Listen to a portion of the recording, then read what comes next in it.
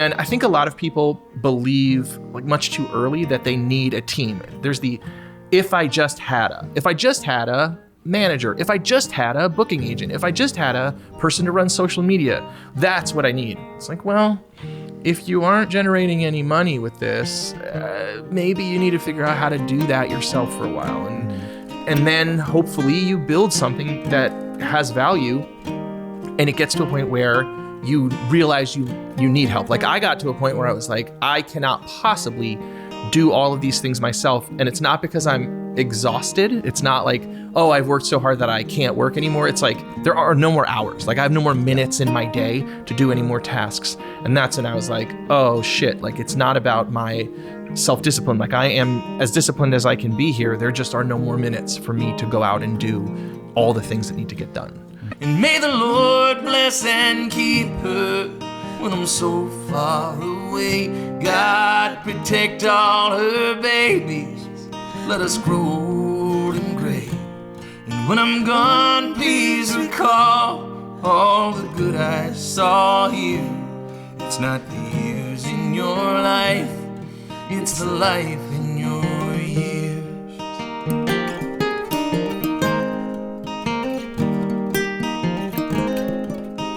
Yeah. Oh, we're rolling?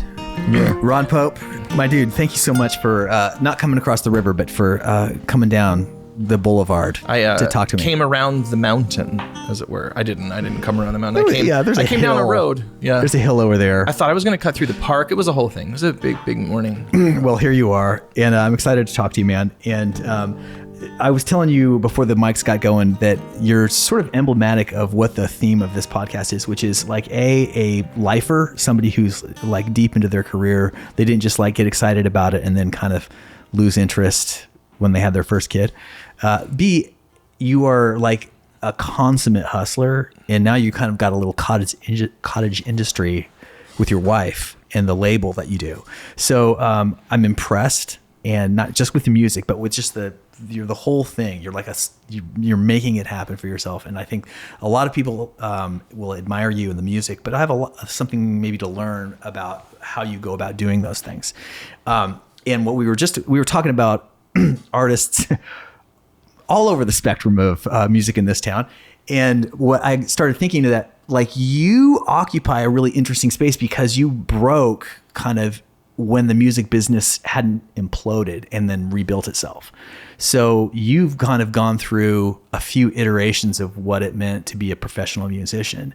And maybe we could start with there and describe, we don't have to go all the way back to like North Georgia, but maybe we could go back to New York when you were with your first band and you were building a grassroots following there. And also correct me any biographical errors that I'm spewing right now. I'm just going to commit to them. Whatever errors that you have, I'm like, yes, that's true. I was the band leader on The Tonight Show in the 1980s. Yes. Well, you had your first big break with A Drop in the Ocean. So you were a solo artist at that point. But that predated like any label signing you had. Is that correct? Yeah. So I had been in a band always, basically. I had never been I'm going to air quote, I don't know, some people are probably listening to this and not watching, but I was never a solo artist. I was always in a band. And it was like a group of us that were all multi-instrumentalists, and we all were songwriters, and we all sang. It was sort of like The Band or like the Allman Brothers, but with even more people taking turns singing, but a bad version of one of those. I don't want to say I wasn't in the Allman Brothers. I was in a bad college version of that. And, I started to record some of these little acoustic things, some of them in my room, some of them to pitch for other people. There was a guy who won American Idol. His name was Taylor Hicks. And I had a friend who was working on that. And they were like, oh, they sent Silver Fox. There he was you like go. A young guy with silver hair. Yeah, exactly. Nice. There you go. So you remember then. Perfect. And so my friend suggested that we pitch some songs. And I had a big pile of songs that we pitched. And one of them actually was A Drop in the Ocean. And he didn't take that or any of, there's like a bunch of my most popular songs from that early period in my career that we pitched, and they didn't take any of them, it worked out really well for me. But at the time we were like, bummer, we pitched all these great tunes and they didn't want them. And so my friend Christian, he said, that Ocean song, that one's pretty good. Why don't you put that out? And I had been, building an online thing. At the time, there was no don't know, pathway to that. There was no clear, okay, if you do this and you do this online, follow these best practices, and then perhaps you can create a career out of it. Like e-commerce, like that wasn't a thing. You didn't do that with music. But there were bands that were breaking. This is like MySpace days, yes. maybe. So no bands had broken through MySpace before the era that this happened to me, which is a wild thing to have experience. You were the It band. was like in the same window of time. It was Colby Calais, like right around the same time as me.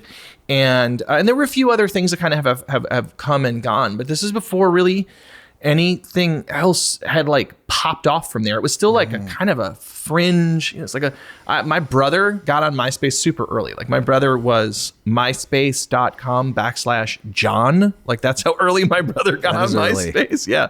And so my brother was he's like an early adopter. He's interested in technological things. And so he and my cousin, they were each using this to meet girls. They were using MySpace as like a dating. This is before there was dating apps for young people. And so they were like, let's see if there's girls. And I dated some girls through MySpace. There you go. My brother was in high school then. He was like, let's see if there's girls in the neighborhood that are on here.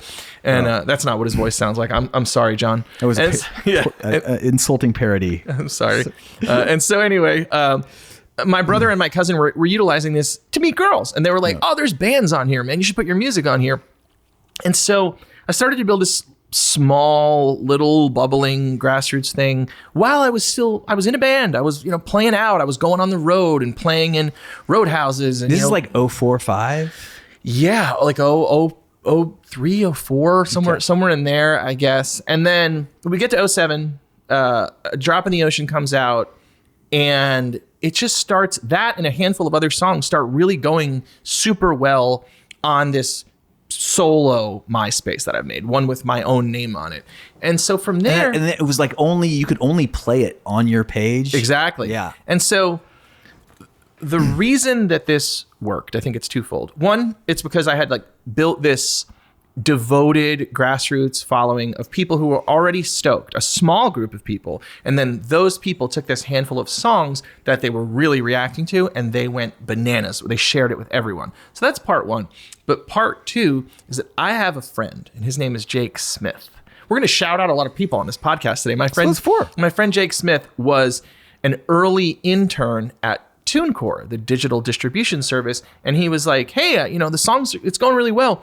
Do you want to take your music and put it on iTunes, and then you can sell it? And we were really worried about how we were going to make money from this. Like I was living hand to mouth. I was playing music in the subway. I was working as a security guard, and I worked in a jeans store, and I was like a bad waiter. I did a lot of jobs very poorly in a half-hearted attempt. So well. Yeah. In a half-hearted attempt to make enough money to pay, whatever, $400 or $500 a month rent, whatever I was paying.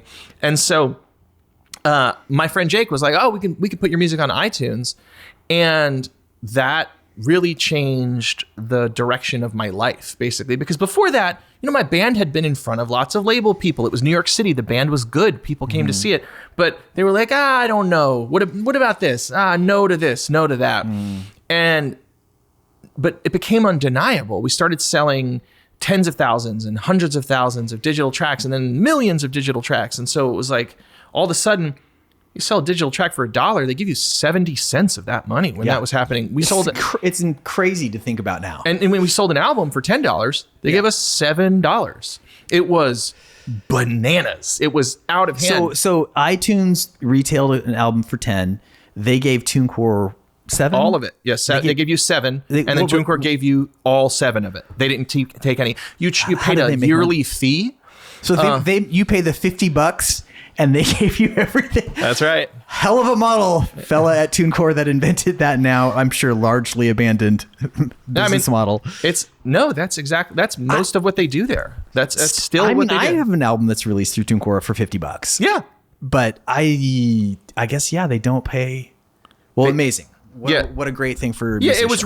It was neat. It was really super neat. At the time. And so at that point, it became undeniable because art is subjective, but numbers are objective. So it didn't really we were talking about this before. It's like, it didn't really matter if people at labels or people in the industry, if they liked it or not, if the press reviewed it positively or negatively, none of that mattered because people were consuming it at such a unbelievable, staggering scale that it was real. It didn't matter what anybody on the outside said about it. Like within the community of people that were consuming my music, it was very, very real. And it was happening like at such a unbelievable scale that no one could tell me a goddamn thing. I'm sure. Like, I was like, okay. I'm sure you were inseparable. Well, my friends and I, we had been working at this for such a long time. Yeah. It wasn't like this was the first stuff I had recorded. I had been writing songs for years. I've been making records for years, playing out with my band for years. And so I knew that it was good. We just had trouble getting attention from the industry. And at that point, that's what you needed. You needed industry. Like in 2005, if you wanted to try to make a career, you needed a bunch of help. I always assumed that at some point, it's like we were going to make a demo or play a showcase or something, and then someone was going to see us or hear the thing, and then they would come and they would help us. I assumed that was how we were going to get to the place where well, that's because that's how it worked before. Yeah. And then so for us, all of a sudden it was like, well, there's people all over the world consuming this. How do we turn it into money? And then right in that moment, I had a friend who happened to be working at TuneCore, and he was like, I know how you can turn this into money. And so it was an incredible way to start the thing, because from there, we didn't need permission anymore. Nobody had to tell us we could do it, because we were making the money that I could make the records the way I wanted to make. We could promote them however we could and learn the business on our own. And so that's really how we started being in the music business. Tell me about this. Like, so you had great sales on iTunes. So obviously the industry is going to come to you because they're like, here's an undeniable demand for this music. Did you want to go on the road like constantly at that point? And was it easy to get a booking agent?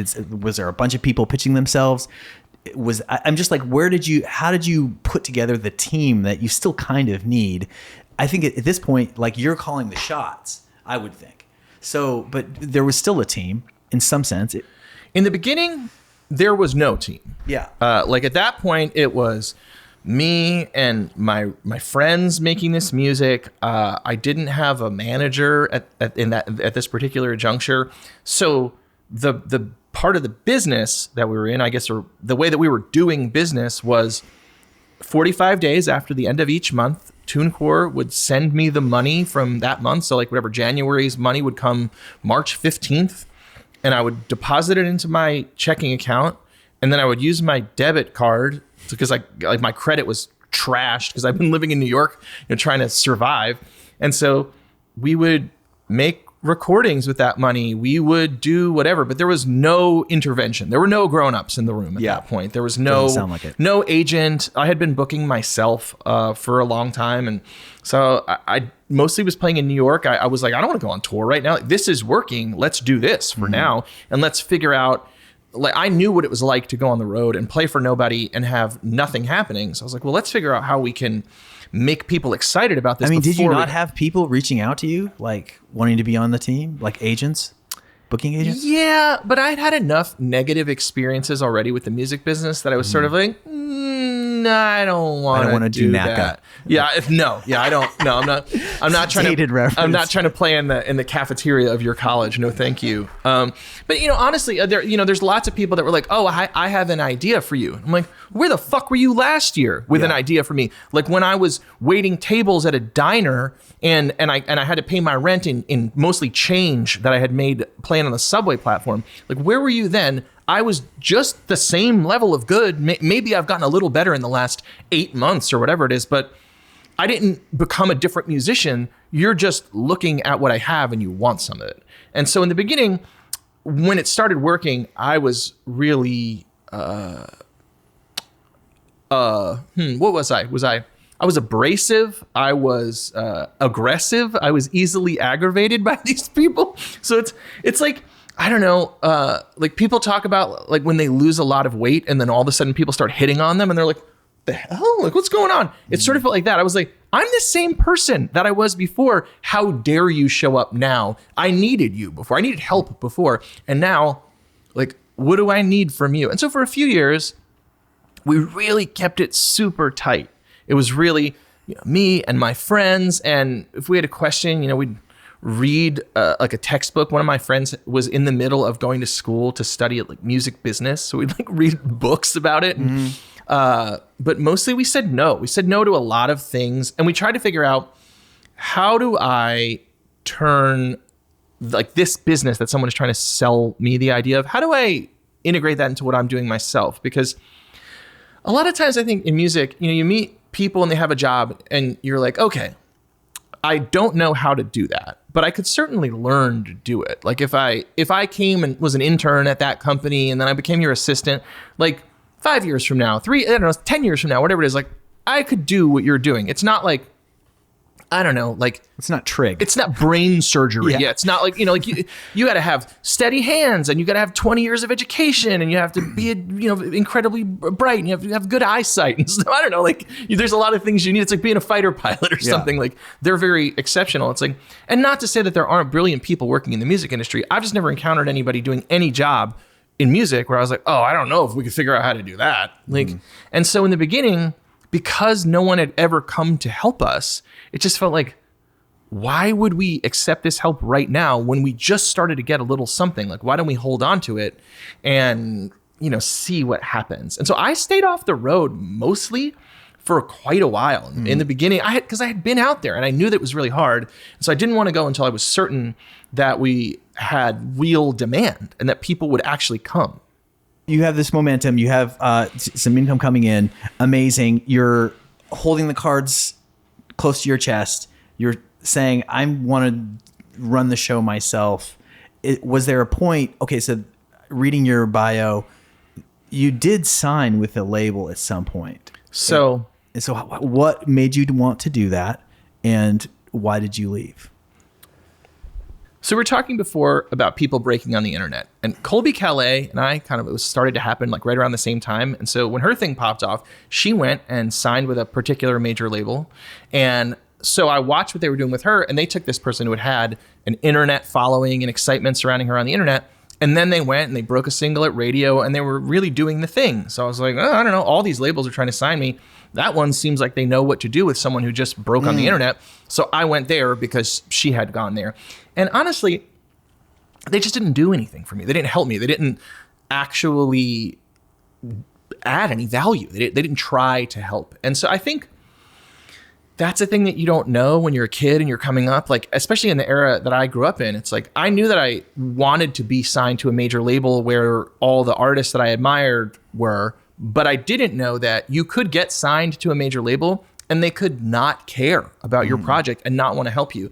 And mine was an interesting case because it was making so much money. And so I was essentially, I gave them my money for, the whatever year or so that I was signed there. It was money that belonged to me that they weren't doing anything to help me generate. And I let them take it for a whole year. And it was the dumbest thing. But a lot of what I have done in the music business is like, I'll make a mistake, I'll make an unforced error, and then I'll learn not to do that, and I'll tell other people not to do it. So it was one of those where like, was it a bummer to go sign with a major label and have them, take a bunch of my money and not help me in any way? Yes. But I learned that you need to be certain that if you're going to partner with people, they understand your vision and you understand theirs, and everything is aligned, and that you can work together to create something meaningful. Because having a stamp on your ass that says property of such and such a major label doesn't mean anything anymore.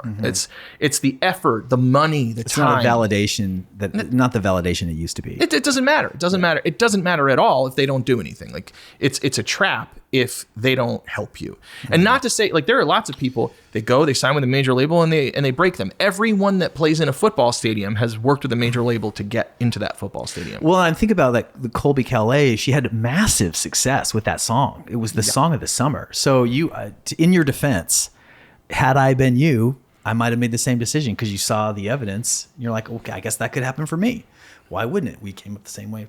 So, but that's also the thing too, is just because it happened for artist X, music is weird, and you can predict some things, but not a lot of things. When you can't predict the intentions of a room full of people either, because if I had gone there and they spent a bunch of money breaking the song at radio, my story would be very different. My experience would have been fundamentally different. My access at that time would have been different, and probably the journey forever after would have been altered by that moment. Because part of what makes my thing still work, is that some of these early songs that people have loved so much over the years, they're not ubiquitous. Like even A Drop in the Ocean, which is very popular, new people find it every year.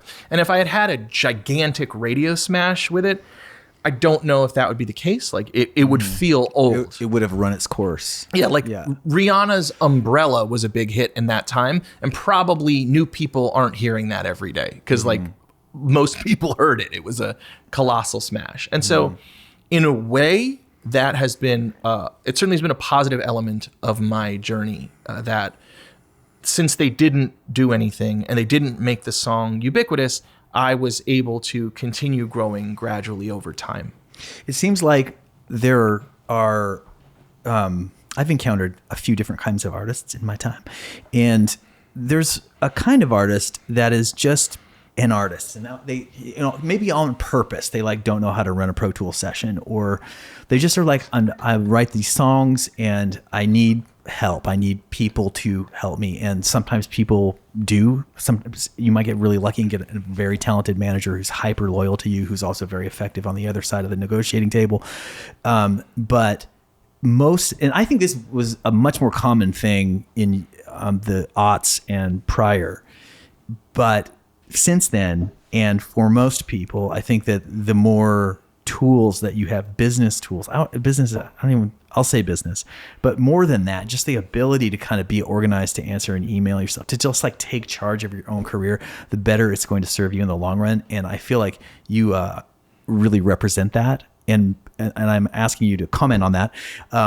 But do you think that part of that experience in the aughts, when you were just coming up and you were like, I feel like you have no shortage of ambition and hustle, served you through those times when, like, post the label situation dissolving, that might have broken some artists who just like hadn't had all that experience before that. It has broken some artists. You can see people that have peaked in the teens or whatever because they had a huge label hit and you've never heard of them since. Do you think that it serves you well to develop all of those skills along the way early on? I have a sort of superpower that people don't talk about all the time.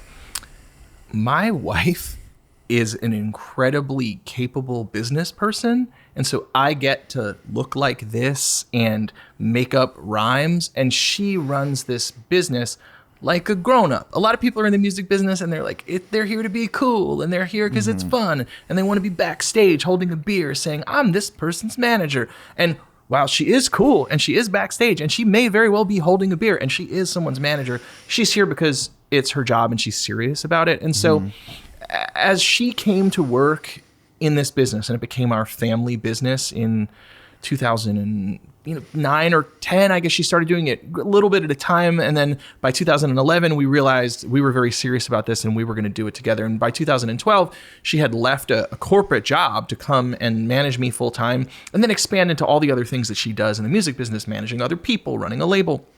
And so, sure, some of this is that like I can answer an email and I wake up in the morning and I do all the kind of grown-up stuff because this is my job and it's important to me. But really, most of the work she does, and I'm like behind her, like, you can do it. I don't know.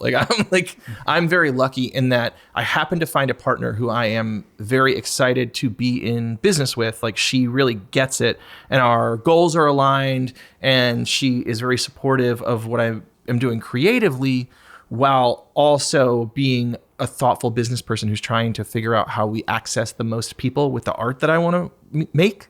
And so I give her like almost all of the credit for this. I feel like I just realized I had the wrong person on the podcast. Yeah. Like people always want to be like, how did you do this yourself? And I was like, well, funny story. There's this lady, and usually she's right here, and she's really smart and capable. And so and the other people who Blair manages, this is Blair Clark is her name. Blair's my wife and my manager, Miko Marks and Emily Scott Robinson. The people that she is managed by, they would say the same things about her. It's not like just because she's my wife. She's just like a badass, disciplined, hardworking, real pro. And I think the music industry is really populated by some percentage of people who don't think it's work, and they don't understand that like you have to show up and work hard every day in order to accomplish things.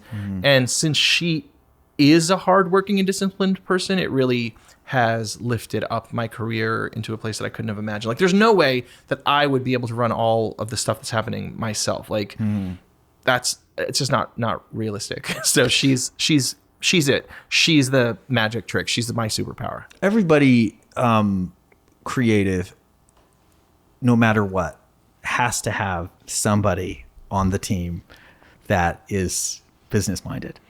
And that is a hard lesson for a lot of young, talented people to learn. Even the person I just described, which is maybe you before Blair, who is driven and can do a bunch of things and is willing to learn things they don't understand, all this stuff. The fact of the matter is there's only so many hours in the day, and it is a specialist's game, even if that means that my specialty is art and writing songs.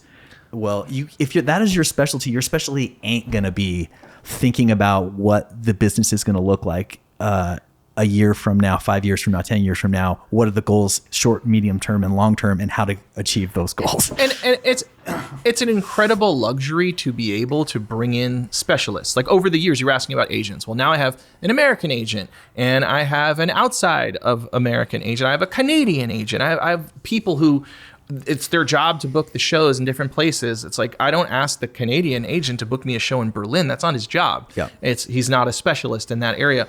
But in the beginning, you have to be willing to not be a specialist, to be a journeyman, to be a generalist, to try at everything, because you can't expect a bunch of professionals to come and work with you if you can't generate money. And so when you're starting and you're not generating money, you need to figure out how to do as much of this as you can on your own. And in the beginning, I was definitely doing everything basically myself or with the help of my friends, that had varying skills. Like I wasn't engineering the records, let's say. Zach Berkman, who's my often co-writer, my best friend, Zach was engineering the records. So I don't know, like I think learning though how to do as many things as possible to continue, pushing the ball forward. In the beginning, you have no choice but to do that. And I think a lot of people believe like much too early that they need a team. There's if I just had a manager, if I just had a booking agent, if I just had a person to run social media, that's what I need. It's like, well, if you aren't generating any money with this, maybe you need to figure out how to do that yourself for a while. And then hopefully you build something that has value and it gets to a point where you realize you need help. Like I got to a point where I was like, I cannot possibly do all of these things myself. And it's not because I'm exhausted. It's not like, oh, I've worked so hard that I can't work anymore. It's like, there are no more hours. Like I have no more minutes in my day to do any more tasks. And that's when I was like, oh shit. Like it's not about my self-discipline. Like I am as disciplined as I can be here. There just are no more minutes for me to go out and do all the things that need to get done. And so I think that's a hard thing to judge, certainly when you're coming up, but I would hold on to as much as you can for as long as you can so that you are acquainted with all the parts of your business too. Like so that you understand what it means to work a social media campaign, like to not trust that someone else understands the identity of the thing that you're creating so well that they can take it into the world and sell it, but you can't. Like that feels ridiculous on some level to me. And my thing started with a real grassroots movement, and that had to do with my connection with the people that were consuming the music. I was directly interacting with them. I was making the stuff. I was sharing the stuff. I was talking about it with them one-to-one. And that's how we built this wildly devoted global audience. It's because people could feel me in the thing, and they still do, whether I'm talking about the new music or going on the road or the New York Mets, that's a part of my life, or I'm talking about being a dad or my relationships with my friends or they whatever. Just lost Alfonso. Did you just see that? Alonso, I'm sorry. Yes. Really. And yes, I did. That's how little of a fan of the Mets I am. That's it's I don't want to talk about it. No, well, this is fascinating, and I love business talk, sort of, but I do love knowing how the sausage is made talk. But maybe we could play a song here live in the studio if you brought your guitar. No. Well, moving right along. Let's do it. Awesome. Do you want to set the table on this song? So this song is called The Life in Your Years. And I wrote this when I was on the road and I was missing my family. And it's funny, like I'm not religious, but over the years I've written a lot of these things that sort of feel like prayers for my people. And this one I pointed at my daughter and my mother and my wife. And it's just a little prayer I wrote for them as I was far away and missing them all. And you know, I think sometimes it's easy to get down when you're on the road, but I'm so appreciative of the fact that I do get to play music as my job. Like this was my dream and now I am living that dream. But sometimes I just want to be at home with my family. And so that's all mixed up in there. That's in the gumbo. So Let's hear it. 1, 2, 3.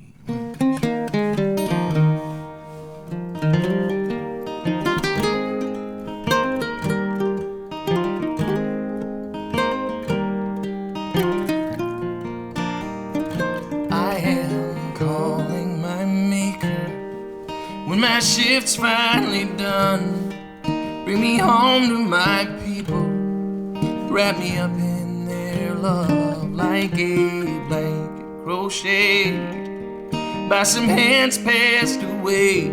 I'm still praying their names, no matter how far I've strayed.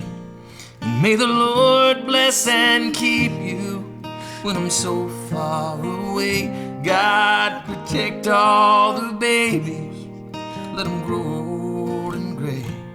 And when I'm gone, please recall all the good I saw here. It's not the years in your life, it's the life in your years.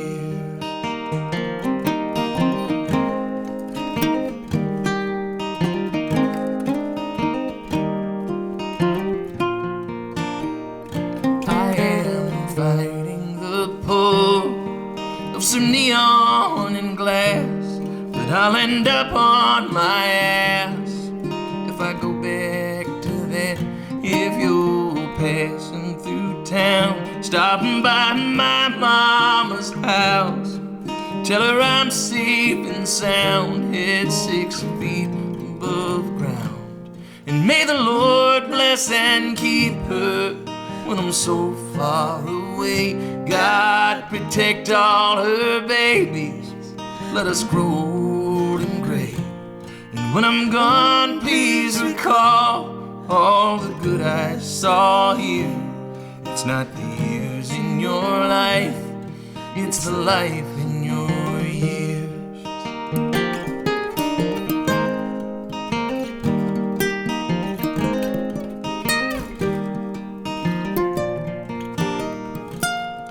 May the Lord bless and keep you when I'm so far away. God protect all our babies, let them grow old and gray. And when I'm gone, please recall all the good I saw here. It's not the years in your life, it's the life in your years. It's not the years in your life, it's the life in your years.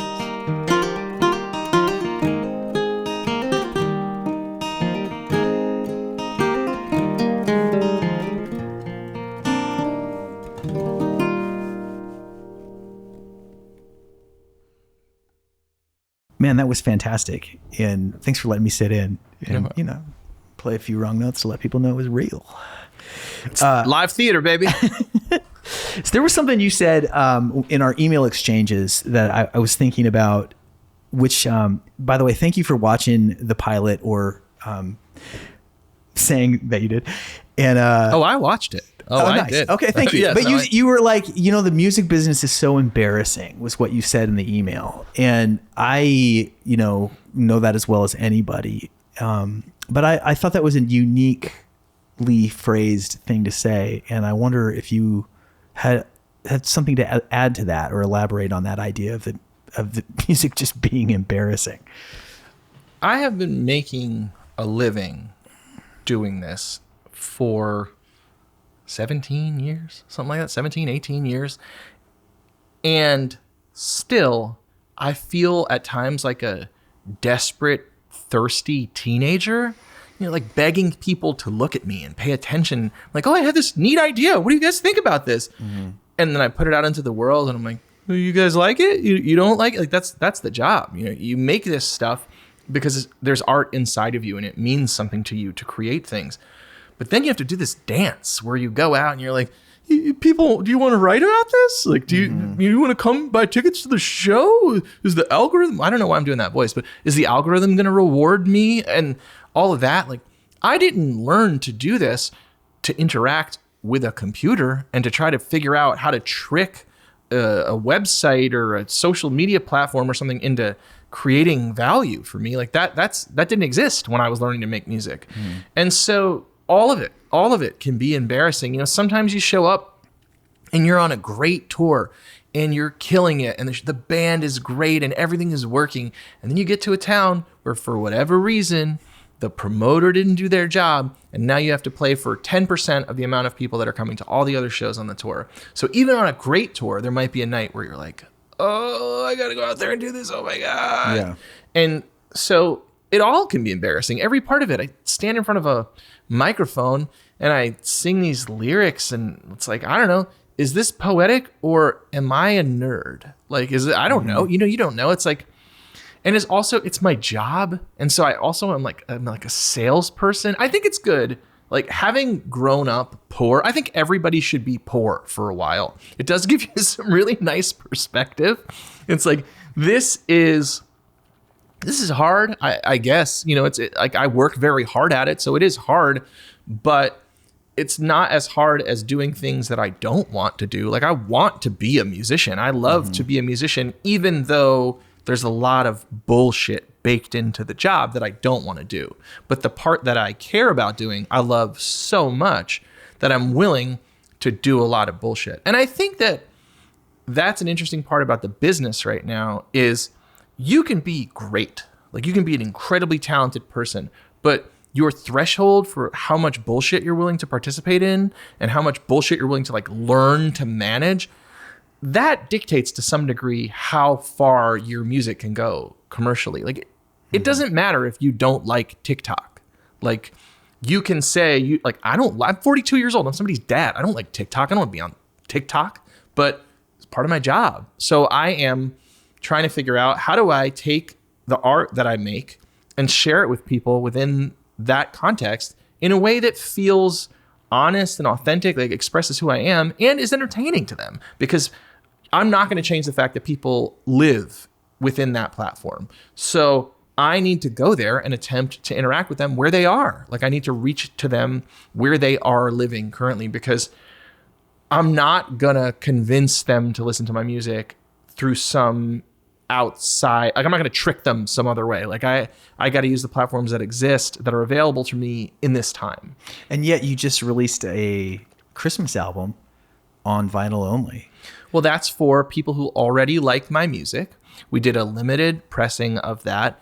And when we get to the end of that and we sell them all, we will have made money on it. And so that's for people who I've already reached and they like my music and they want something that feels special.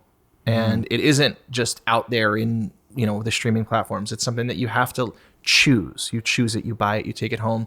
And so I think sometimes with vinyl, like a lot of people will buy vinyl that don't have record players. It's just like a marker of, I love this band or I love this artist. So you take home a big piece of art that feels important. Like obviously the artist cares about this because they made this big fragile thing and they're carrying them all over the world and they're selling them. And so I think a lot of people will take them home. I buy vinyl at every live show I go to. But I bet you have a record player. I do, but I never use it. I really want to. We listen to Waxahachie, Tiger's Blood so much that now like my daughter kind of sings like Bob Dylan because she's singing like Katie. I'm like, this is so funny. This is such an interesting thing that we have done to my child. Just like expose her to all of these like cool singer-songwriters. And so she's listening to Taylor Swift and Pink Pony Club and stuff like all the other kids are, but she's like, we've exposed her to enough of these singer-songwriters that now I'm like, you're kind of doing this interesting stylized thing with your voice now. I'm not saying this to her because she's a child and she can sing any way she wants, but it's really cute. I was like, oh, that's where that comes from. Yeah. Like, this is what I'm hearing you say right now, is that on some level, no matter how lucky you are to live the dream, on some level, it's still a job. And it's critical to make peace with that, regardless of where you're at in your career. Otherwise, there will be no career. I guess maybe we're still in the category of advice to the youngsters out there. But go ahead. I write so many songs every year, like such a ridiculous, stupid amount of songs that I don't keep count most years, because I'm writing with other artists for their projects, and I'm writing with the artists that I'm producing, and I'm writing for my own project. And my process is such that it often takes me, maybe I'll end up with 1 out of 7, 1 out of 10, 1 out of 12, 1 out of 15, where I'm like, oh, that's a keeper. That's for my next record. And so I'm just always writing songs. Every week I am writing multiple songs. And maybe there is gaps where I don't write any songs, but then other weeks I write 10 songs. Like I am writing songs, and I am playing guitar, because those are the things that are the central parts of my trade. Like I think of myself first and foremost as a guitar player, and then next as a songwriter. So I am always practicing guitar, and I am always strengthening the muscle as a songwriter. Those are things that are non-negotiable for me. I don't put those down, because they're the things that keep me sane as a creative person. They're the things that I want to be doing. And in the same breath, all this other stuff that you have to do to promote my ability to do that as my job, I never put that stuff down. Like I don't want to do that, but it's a job. It is. And for me, like I would make the music for free. If I was working in a bank at night, I would come home and I would be playing guitar and playing piano and writing songs and singing, because I love to. It's in there. It's not just that I do it because it's the way that I make a living. I also do it because it means so much to me, and I couldn't help it if I tried. Like I couldn't quit if you tried to make me. I don't know that I could, because I love it so much and it's such an important part of me. And a lot of the business part, like I would love to delete all the social media apps from my phone and never look at them ever again. I don't look at them for fun. I'm not like stoked to be going through TikTok or Instagram, interacting with things, but it's part of my job. And so I make it a part of my life, and I do it in earnest, because what I'm trying to do is continue to reach people. Like I'm a long ways into this career. I made the first record that I recorded with the District. We started 22 years ago. This month, actually, 22 years ago, and over Christmas break, we started it. And it was fun. It was fun to do that 22 years ago. And when we made my most recent record, it was still fun. I love to make records, and I love to play shows. I love to get on stage with my friends and sing with the audience. Like I get to play guitar. Like the word play is in it. I don't say like I work guitar. I play guitar. It's fun. It feels good. It's something I do for joy. So I'm always trying to balance that thing where it's like, I love to make music. Art is important to me, and I really want to do that. And so I make time for that so I can keep pursuing it. And I can keep attempting to improve over time. And then all the rest of the bullshit that you have to do to promote it, I also pursue in earnest, because you have to. And to be fair, you don't have to. And if you don't want to, it's okay. We all have a threshold for how much of the bullshit that we're willing to do, and how much of the music industry are we willing to interact with, and how much social media stuff we're willing to do, and how much time we're willing to spend creating stuff to share with people on the internet and all that. So it's okay to say, I don't want to do any more of this. But I think you have to understand, if you want to promote art, it's going to take a bunch of effort with this other stuff too. And I'm willing to do both, because I want to get to make art, and because this is my job. Yeah. This is my job, and it has been my job my whole adult life, like since I was in my early 20s and my music started happening. And I'm not going to go back to being poor. I've been poor and I've been unpoor, and being unpoor has been way better for me. I like it much more. So I'm going to stay over here as long as I can. Like if I go broke, it's going to be by accident. It's not going to be because I gave up. Like I'm not going to give up. I'm going to keep trying, because I also love the music, and I want to share it with people. I want people to connect with this music, because like music meant so much to me when I was growing up, and I connected with this music, and it made me feel less alone in the world. So I want to make music that connects with other people so they feel less alone in the world. It's like a way I connect with people, I couldn't possibly lay hands on every one of these people that I'm singing to on these records. And so it's a way that I can go out in the world and be a part of these people's lives. And that feels like magic. I don't know. I read somewhere that you started out as an athlete and there was an injury, and whether this is like apocryphal or not, this is kind of what's got you going in the musical direction. From this side of the table, it does seem that like you bring an athlete's determination to your career. Is that fair to say? Did you inherit some of those competitive attributes from your early interest in competitive sports to this game of the music business? I was actually just talking with my daughter about this. She's 7, but she was asking questions about college and meal plans today, weirdly. And so we were actually just talking about college.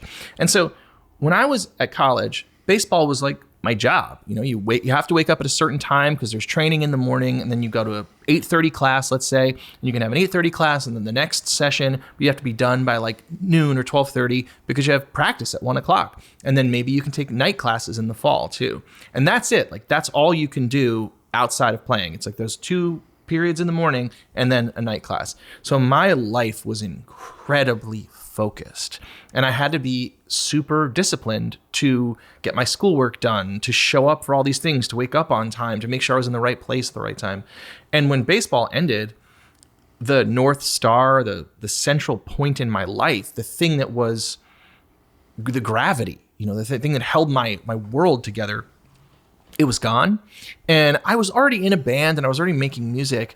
And after a little while of just kind of, you know, pouting and being brokenhearted, I was like, oh, I'm a musician. I joined a songwriting circle at NYU, and I met a bunch of great songwriters there who were more advanced than me. Some of them were a few years older, and they were like, oh, you're a songwriter. Like you can do this for real.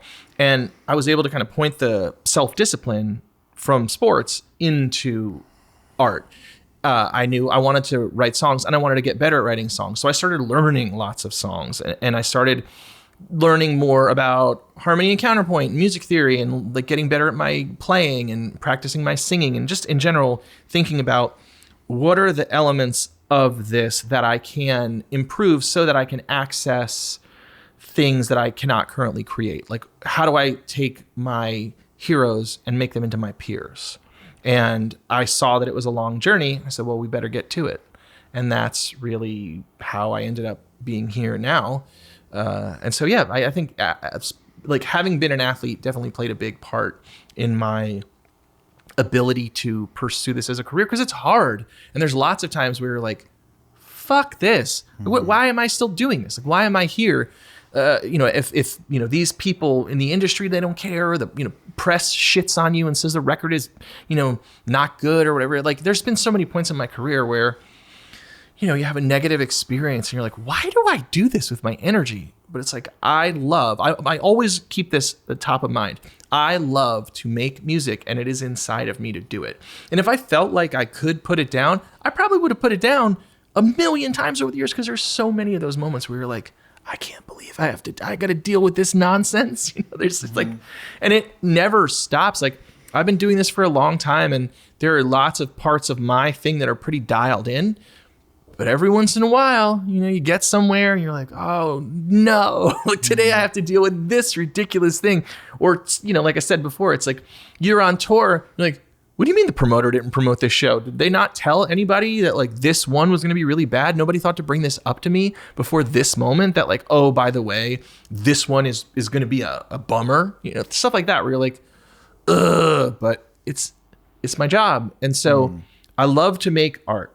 And it means a lot to me. And I love to get on stage and I love to perform. And that means a lot to me. And so I am willing to put up with like a pretty intense amount of bullshit. And that's, you know, the self-discipline. It's like you're doing things that are hard and that you don't want to do all the time because you don't care if they're hard. You're trying to get somewhere.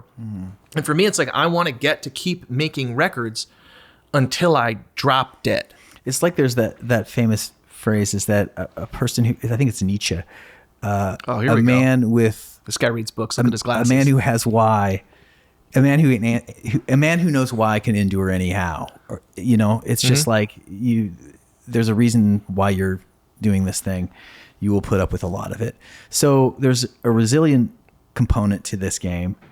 And yet I notice that the art that most moves me, whether it's a song, a voice, a book, a movie. I just watched this amazing movie last night, Jay Kelly, Noah Baumbach's new film. He's such a killer. I recommend it. It's the best one. But there's something in it that is so vulnerable in all of the art that moves me the most has this like this. It feels like the person who made the work of art is going at the thing inside them that scares them the most. And my question to you, is there a song or a time in your life or a record where you felt like you, more than other times, went at something that was at the center of what scares you? And then my other question is, what is that scares you, if you care to elaborate? So my parents were 19 when I was born. My mom had turned 19 like 3 weeks before I was born. They were freshmen in college. They just finished their freshman year.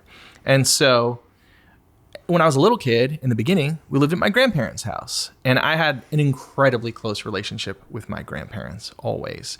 And they were also fairly young parents. So my grandma was only 39 when I was born, and my grandpa was 45. Yeah. And so that is awesome. It was the best thing, one of the best things in my life. And so I was unbelievably close with my grandparents, and they were in good health, and I was in my 30s. I was married. I was a father. I owned a house.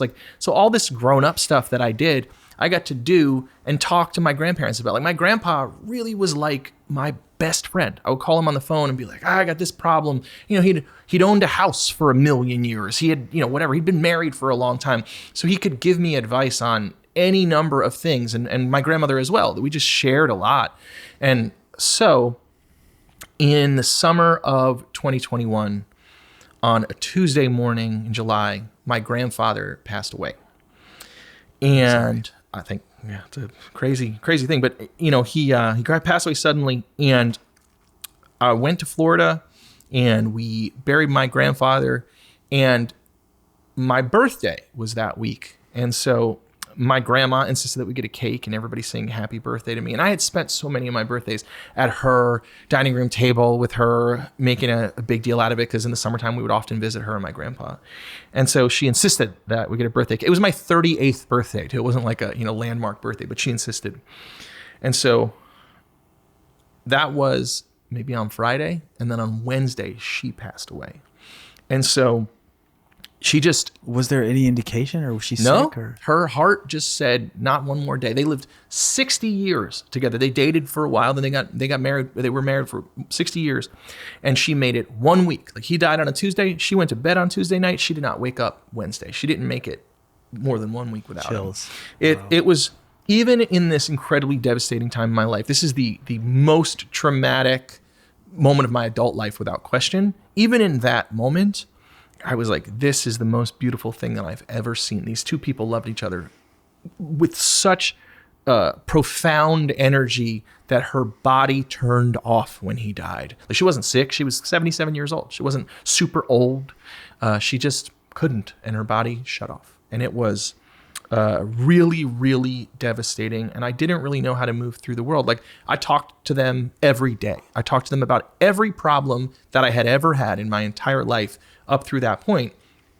And so I was really adrift and devastated. And when we were on the road in 2023, I was off and I was in England, and I was sitting in my room one night, and I had not written a single word about the loss of my grandparents.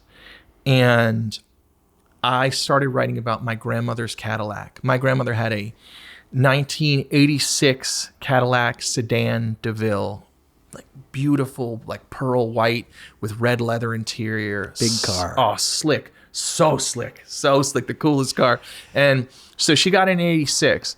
And when it was getting close to me getting my license, like I was still a few years away. I was maybe like 13. She was like, I'm going to get a new car and I want you to have the Caddy. And I was like, you want to give me a Cadillac? What are you, Elvis Presley? And she was like, yeah, I want you to have it. I was like, I don't know. It's very big. It feels dangerous for my first car to be like a fishing boat. It's so big. And I was so moved by the gesture, but I was like, I really appreciate it, but I don't think that you should give me the Cadillac. I think you should sell it and, go get your new car. And it'll be dangerous for me to drive this Caddy when I'm 16. And so the Caddy is such a big part of my childhood memories of my grandma, because she got it when I was 3 years old. And so I remember riding in the back seat with my cousins, like all of us on a bench seat, like banging around against the doors, and she would turn the corners and just laughing and being silly. And her taking us to the store or to the children's museum or the movies when we'd go visit in the summertime. And so the Caddy is a big part of my grandmother in my head. Like when I think of her, she's driving that Caddy, even though she didn't have it for a long time, at the end of her journey. And so I started writing. I was in England, and it had been about 2 years since she had passed away. And I started writing about the Cadillac. And I was crying. I was like, I can't write a song about this. Like, how am I going to write a song about my grandmother? Like, what am I going to say? And I wrote this song, and it's called Klonopin Zombies. And it's about how my family went through this crazy, traumatic thing. And I remember sitting there like on the sidewalk. I didn't have shoes on. I was like outside in Florida. She had just died. And I didn't know that she had died yet, but we'd taken her to the hospital. It was like, it seemed like she might have died. And I was like, I'm sitting outside of a hospital. I don't have shoes on. I was like, could somebody give me a Valium? Like, does anybody have one? I'm like yelling to my relatives. Like, could someone like drop a Valium in my mouth? Like, that's the state I was in. I was like sitting outside of a hospital with no shoes on, asking someone to drug me because I was just a mess.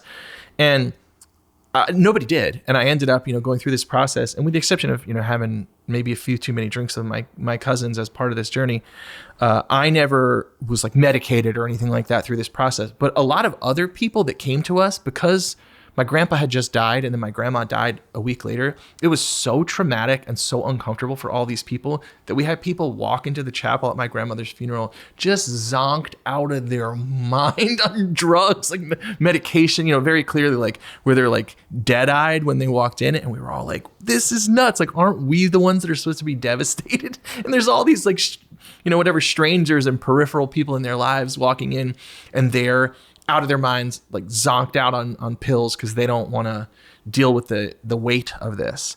And my cousins and I, you get a funeral with your cousins. Like, if you don't laugh, like what are you doing? And so in my family, we realized first we laughed at that because we were like, oh my God, look at all these people. Like, what's going on? Well, they're all on drugs. And we're all like, are they giving out drugs? Like, nobody gave us any. And then we realized one of us said, I'm so hungry. And it's because the music that was playing, we used to go to all these Italian American restaurants because my family's Italian American. So we, go to these red sauce joints all the time. And so all the music that was playing at the funeral was like a playlist my grandma had made the week before for my grandpa's funeral. And it's like Sinatra and Dean Martin and all this stuff, whatever, The Wanderer, stuff like that like they play in these Italian restaurants. So the music, we were all listening to it. We were all like, this makes me hungry because it sounds like the restaurants we go to. And so we all like were laughing at these ridiculous, it's such a horrible thing, but we were making each other laugh in that moment. So I didn't know how in the world I would turn, that's such a long story. I don't know. I didn't know how I would turn any of this into a song because it's so difficult. It's so difficult. And how do you put it into words? Yeah. And it's like, a lot of times I'll have to move through a thing. Like if I was in a breakup, I would be out of the breakup. I would be over it, or I would be coming out of it. And then I would write a song about it, or I was sometimes falling in love. I'd sketch out little ideas, and then I'd need a little breath from that idea before I could really, sit down and write a song about it. Cause it's overwhelming when, you have powerful emotions. And so after 2 years, I still didn't feel ready. I was still so devastated. The grief was so palpable. It was powerful. It was like I had a wet towel over my head. It just felt like gross. It was horrible. But I sat there in this bed in England and I started writing about the Cadillac. And I thought it was an Eldorado. I thought my grandma's Caddy was an Eldorado. And so I was writing about an Eldorado. And then I texted my uncle and I was like, was grandma's caddy in El Dorado? And he was in Florida. He was like, no, it was an 86 sedan DeVille. And I was like, oh yeah. And so just thinking about the car and the journey and the family, I started sketching out different things. Like my uncle reminded me the Cadillac was actually an 86 sedan DeVille. I wrote that down and that went in the song just like that. My uncle reminded me and all those words. And that was the most difficult thing I've ever done. My grandmother was an epic woman. She was very sparkly. I was on the Opry this year for the first time, and we joked that like my grandmother would have come in a cape. She was just like very fabulous and very, very sparkly, very sparkly. And so I wanted to write something really epic. So it's this like 5-minute rock song about my grandmother. It's kind of a big to do. So that was the hardest thing that I have ever written a song about. It was the most emotionally devastating thing that has happened to me as an adult. And it also felt like a thing that you don't write songs about because there aren't songs about that. And I felt ridiculous doing it on some level, but my grandmother was such a big fan of my music too. And so it felt important to me to eventually get to it and find my way there. It just took me a long time, like emotionally, to be able to get down there. And then my friend Paul Hammer, we were on tour together, and he was staying in the other room in this Airbnb that we were in on our little day off. And I was like, Paul, will you come in the kitchen? Let me play you this song. So Paul had to listen to me play this like 5-minute long song while crying. It's like one of this, like, this is the toll for being my friend. I'm sorry. You're welcome. Yeah. One more question for you, sir, is that there is a before and after in every artist's life, and maybe many before and afters, but one important one, and I know this one personally, so I'm keen. I have a special interest in your answer, is the before and after of having a child. And is there anything that's changed? It can be like how you've had to approach playing music or doing the business of music, or just like a worldview that's shifted since having your daughter. I know this has been 7 years now, so you've had some time to mull it over. So I expect a good answer. Fuck, don't set me up like that. Oh, man. Gosh. Can I hear like 5 other people's answers to this kind of question? No. Okay. I've never asked you before. Oh, you never asked anyone this before? No. Okay, cool. No. Well, then just... I'm winging it here, man. Okay, cool. Love it.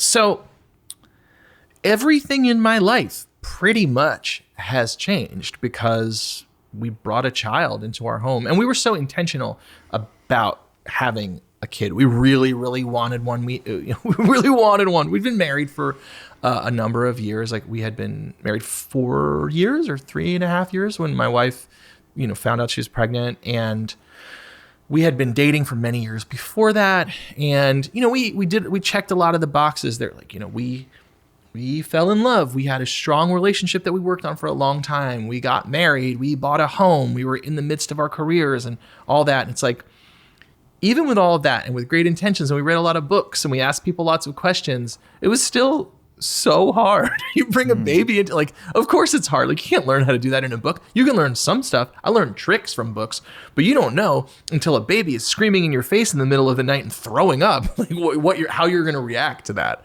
That's a whole other thing. So really everything has changed for me. Like, I wake up early. Like, I wake up in the morning. Like, today I got up at 6:20 in the morning. She came in my room, got in my bed, snuggled with me. My wife was out at like a workout class. She came in, my daughter got in, and the dog came over and was whining. We got out of bed and let the dog outside, and then I made her breakfast, and then we walked to school. So from 6:20 in the morning until 8 a.m., I was locked in on, kids stuff, making breakfast, getting ready for school, talking about, we got to do the advent calendar today because it's, Christmas time. We're doing that, and we're making plans, and getting ready to go to school, and where are my earmuffs? We find the earmuffs, and they've been lost for days, and it turns out they were where she left them, and things like that. It's like, so I put a bunch of my energy into that in the first, 90 minutes, 100 minutes of my day, walked her to school, walked home, and then it's 8 a.m., needed to start getting ready to come here a few hours later. So I had a meeting. I did, did a handful of things, and I had to squeeze all that stuff in. And now I know I can't be here beyond a certain point because I have to get to my kid. And they don't let kids out of school at a time that's reasonable for adults who have jobs. Like, this is what is it, 2:30 or is it 3? It's like 2:45 or 3, depending on what grade they're in here. And so in elementary basically school, the middle of the afternoon. yeah, exactly. It's the middle of the afternoon. And so you have to like really be thoughtful about how you use your time during the day, because you only get so many hours. Like, I get home from dropping her off at school at 8 a.m. and then it's like 7 hours later that we have to get her. And so we are more focused than ever. And we also are more intentional with stopping. Like, it gets to a certain point in the day, if I'm not interacting with my daughter, what's she doing? She's by herself. Like, you know, and that's not fair to her. So we try our best to manage our time such that when she gets out of school, we can hang out with her. We can do stuff with her. And that's obviously really different, because we used to just work all the time. We'd wake up and we'd work late at night. We'd work, you know, at nights and weekends and whatever. And now I try not to work at night when I'm home. When I'm not on the road, I'm home. I'm there to put her to bed. I'm there when she wakes up in the morning. And I try to, like, I'll have rehearsals during the week, during the day now. So, like, you can't be in my touring band if you can't come to daytime during the week rehearsals, because I can't do it any other time. Like, I can't have rehearsals at night because That's family not time. a kid. That's, you know, I need to be there.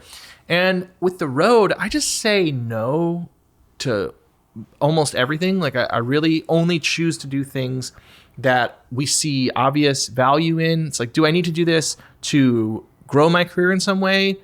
Do I need to do it to make money? Or in an ideal world, it's like some combination of those two. And otherwise, we don't take it because I want to be at home. And even 3 weeks, like, you miss a lot when you go away for 3 weeks. Oh, dude. I went to Europe for like 6 weeks, I guess, or so, a few years ago, to write and do some producing, and then to go on the road. It was horrible. Like, just, I mean, it was very cool to get to do the job. Like, the work part was wonderful, still, but the price is high. To be away, like right now she's 7. She's only going to be 7 and in the first grade for so many days. And so every one of those days I miss it's a very high cost for me. And so I'm very conscious of that. So I really value my time at home. And it's very important to me that she knows that I'm her audience. She's not my audience. Like, I'm watching her. She wants to dance. She wants to sing. She wants to draw a picture. Like, I think in entertainment, we're used to saying, look at me, look at me, look at me, look. You know, we're all standing in front of a microphone begging people to look at us. And it's cool. It's like, it's my job. And I also love to do it. But with my kid, I'm dad. I'm not the guy that sings the songs, and she understands that it's my job, and she comes and, you know, sometimes she'll sing with me on stage, and it's really fun.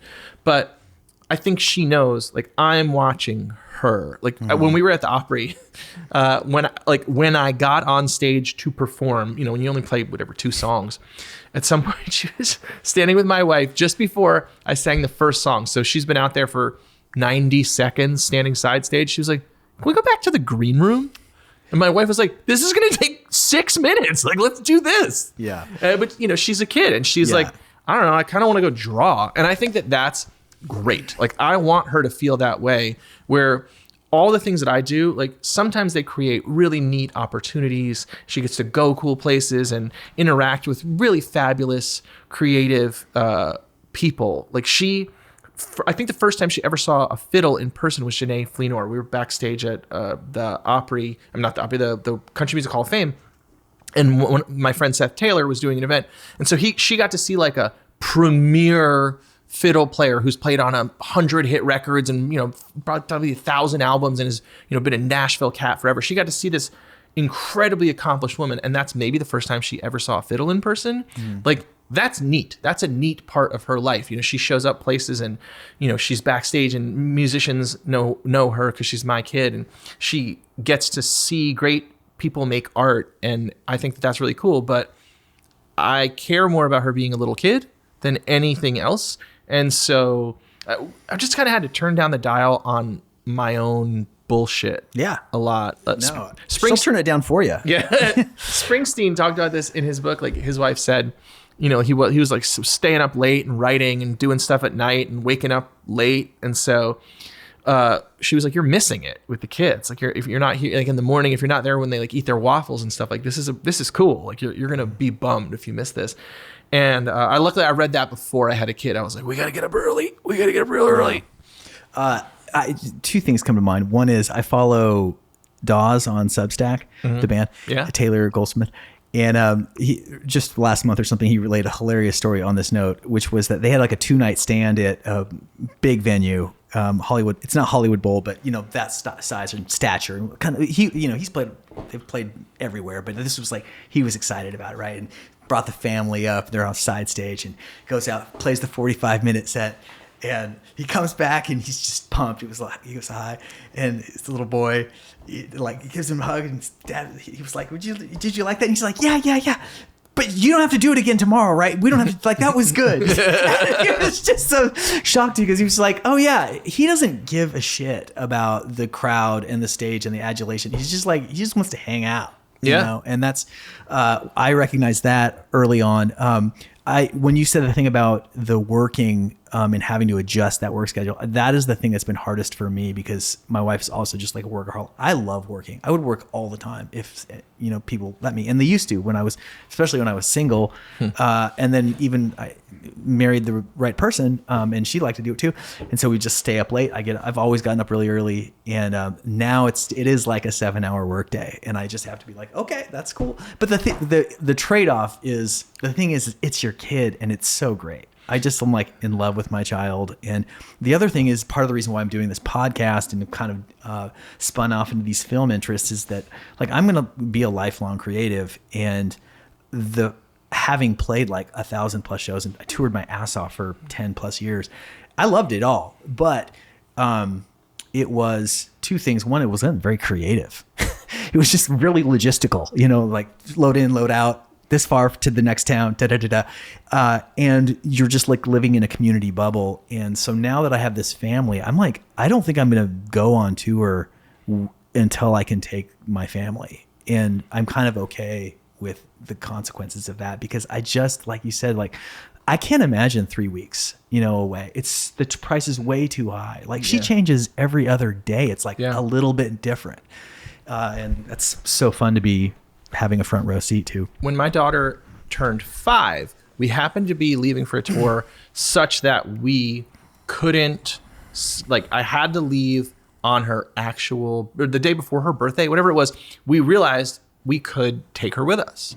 And so she had her own little bunk on the bus, and it had fairy lights in it, and it was the cutest thing, and her little books, and she was reading her books. She was so excited. And so she came. It's fun for everybody too. It's so cute. Around. So she came for a handful of days. Like, we went to Little Rock. We drove. We had a day off in Little Rock for her actual birthday. So we made a day of it. We went to the Children's Museum, like, had a fun dinner and got a birthday cake and did the whole thing. And then we went to somewhere in Texas, and she came to the first date. But, like, she went to bed before she goes to bed at 7:30 at night. So she missed the show, but she got to spend the day there and hang out with everybody and see everybody's jobs. And it's really neat when they're little. At a certain point, it's like her life is so involved. She's got dance and Girl Scouts and this and that, and all these piano lessons, all the things she does. So it's like, you can't take her now. Like, I can't take her on the road now. She has stuff to do. So there's like a real sweet window where they're not little tiny babies, but they're big enough that they can have fun. And I think that the sweetest spot, at least in my experience so far. It's like, would I take her out of school? She's in first grade. Yeah. So we've negotiated that back and forth, my wife and I. Like, do we think that we could, take her, I have to go away next year for quite some time. We're like, well, could we take her out of school for a few weeks so she could go to, I don't know, like, how many kids go to Stockholm? Like, it'd be pretty neat. But on the other hand, it's like, doesn't she want to, like, hang out with her friends and go to ballet? Probably. Like, she probably wants to go to piano lessons. She probably doesn't want to go to Stockholm. Yeah. So, and that's, honey, you're in Stockholm. She's like, fucking great. Yeah, you have ballet class here. Cold. Like, yeah, all I want to do is dance with my friends, you nerd. My man, thank you so much for talking to me. This has been a great conversation, great time. And I really love the music, and I love the way that you go about it. You're an inspiring guy. Wow. And I love that you have this kind of uplifting spirit about you with regard to the community and other artists, and whether it's mentoring younger people or sharing your own journey. It's just you have great energy, and it's been a pleasure to spend a little time with you today. Well, thank you so much for having me. Let's do it again sometime. I would love that. Hey, thanks for watching. Go ahead and click here to like and subscribe. You can click right there to watch another video, or click here to watch a playlist featuring songs of the Morse Code Podcast. Okay, thank you very much.